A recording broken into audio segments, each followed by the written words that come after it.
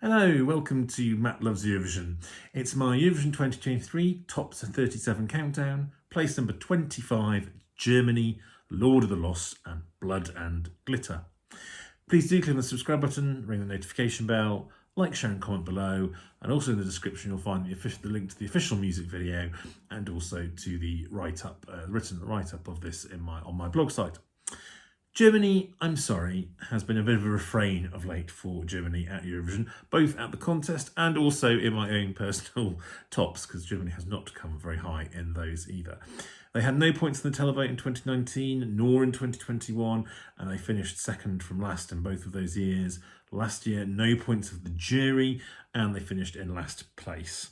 So it's not been a great run of form for Germany recently. But I think it's safe to say that they are not bringing something middle of the road and forgettable this year. The home of Rammstein is finally giving us some metal and rock in the shape of Lord of the Lost. So the band are best described perhaps as gothic or industrial metal, or as the Eurovision website calls them, genre fluid. Their song title, Blood and Glitter, does sound like an eventful Eurovision club night, but it is in fact their national final winning entry, and which could probably best describe as sort of glam metal, or perhaps gay metal, as my husband called it. It's certainly very glam rock and flamboyant in the performance. Now, they've been around for quite a long time, or certainly the lead singer has. He set up Lord of the Lost back in 2007. That's Chris Harms. Various members of the band have come and gone, but Chris is still there. There's no doubting that they have a strong metal pedigree. They have recently supported Iron Maiden on tour. Will be doing so again almost straight after Eurovision. They were back to supporting Iron Maiden. Now, followers of this YouTube channel and of my website as well will know over the years that I'm not a great fan of metal or hard rock, but I have liked some of the songs that have been more sort of like glam rock over the years. I liked San Marino last year with a Killed Our Own Stripper.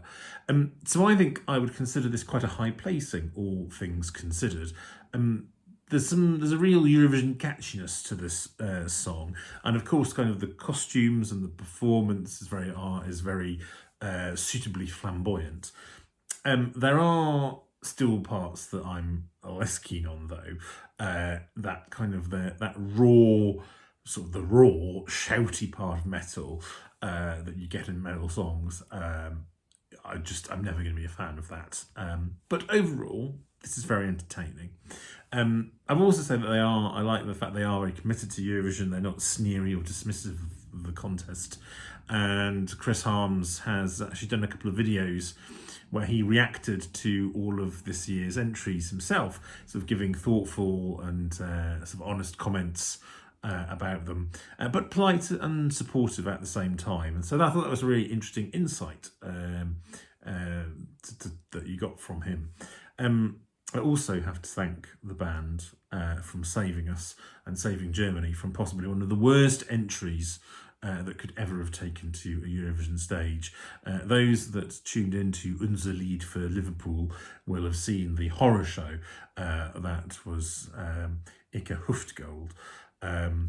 Yes, less said about that, the better, but I'm just very, very glad that that was not Germany's entry, and there was a real touch and go that it might have been.